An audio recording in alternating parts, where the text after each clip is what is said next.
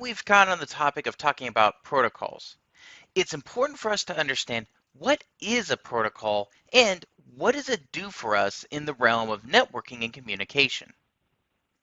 We hear it thrown around all the time.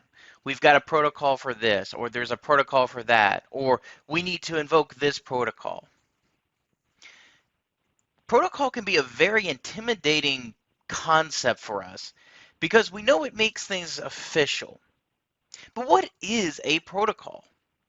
Well, in all understanding, a protocol is simply a set of rules that we agree to abide by. So to take things back a little bit to something that we might very well understand, there is a protocol for driving. An example of this is we understand that if we are driving a vehicle and we see a red light, we understand that the action we need to take is to stop the vehicle.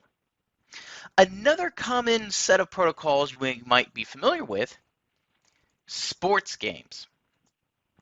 So whether you play soccer or football or baseball or lacrosse or hockey, all of these sports have protocols on how you play the game. From whether you can pass the ball to another player, whether the goalie can actually pick up the ball and other players can't, and even protocols about how you properly name one player versus another, such as I play for X team and I wear a number which represents me as a person. So whatever the case, the simplest way we can explain what a protocol is by saying it's a set of rules that we all agree that we're going to abide by. Whether the end goal is that we want to perform communication with one another, or if we want to send a status update, or whatever the case is, it's just a set of rules that we're going to follow. Now, before we can talk a little bit more about protocols and what in some examples of what we can do with them, it's important we take a second and talk about the OSI 7-layer model. Now, you more than likely have heard about this and maybe you've already studied it in your networking training. And in this course, we're not going to be going into depth into this at all. But I wanted to take a moment and talk about this because this helps us understand what a protocol is meant to do when we say it's a certain level of a protocol. So, for example, in the OSI 7-layer model, typically the first instance of us talking about a protocol would begin down here at the data link layer. We're talking about this layer right here. And this is the layer where we finally get things talking to one another. There's a common language, and I have the ability to finally start sending a 1 or a 0 to some other remote device or vice versa. And we can actually call these 1s and 0s data. But in this case, protocols that work at the layer 2 level typically have a set of roles and responsibilities that they need to take care of.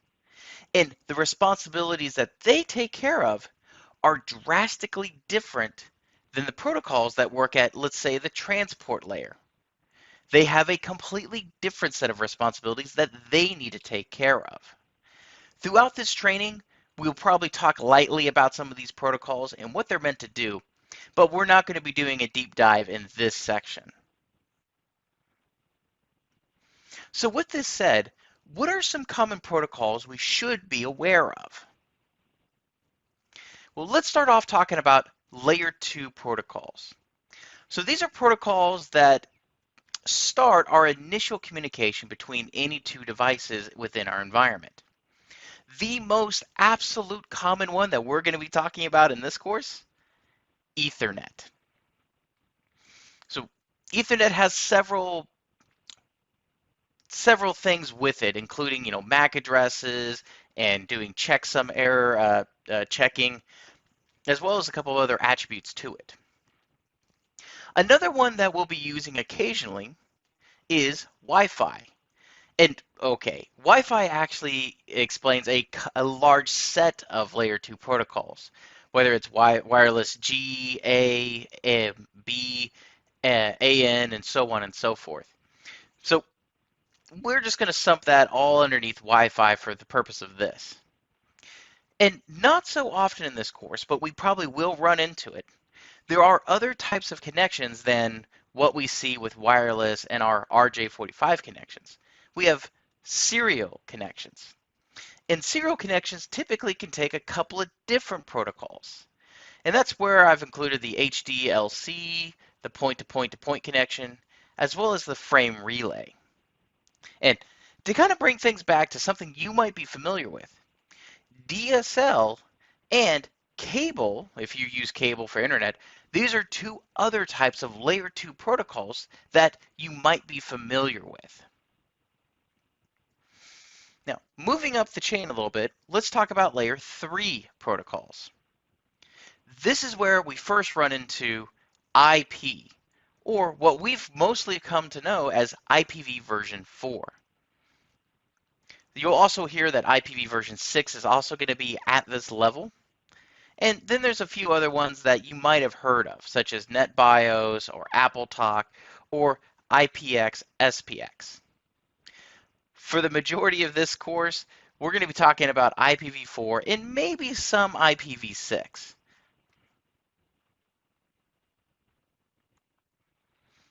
And then let's talk about layer 4, or the transport layer.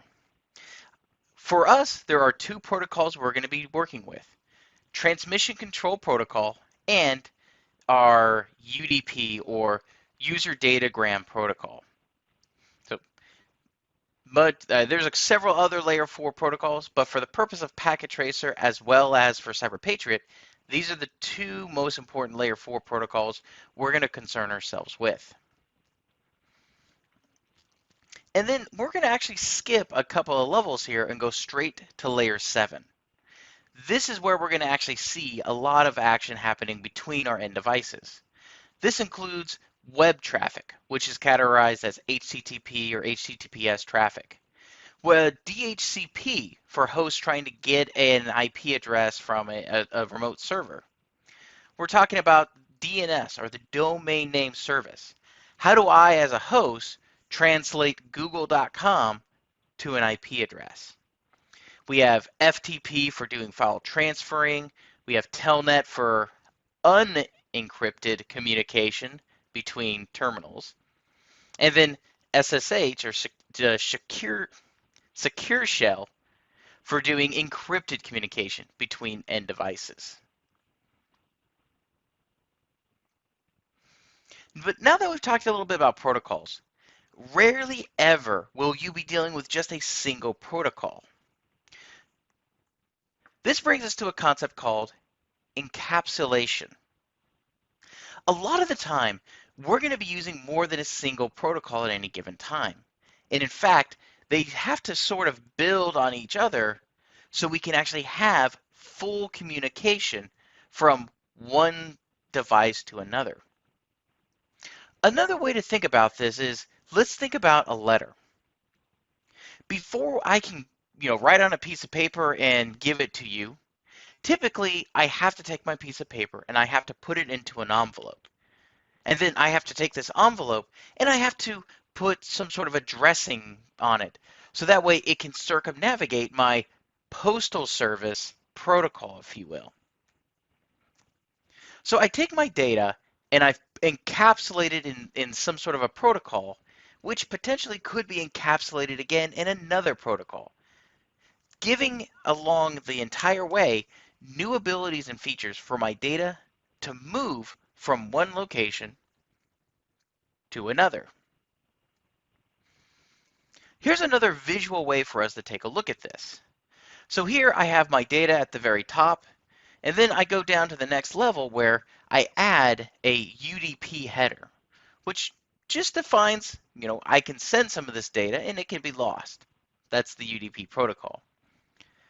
Underneath that, I slap an IP header on it. This way, now I can navigate an IP-based network.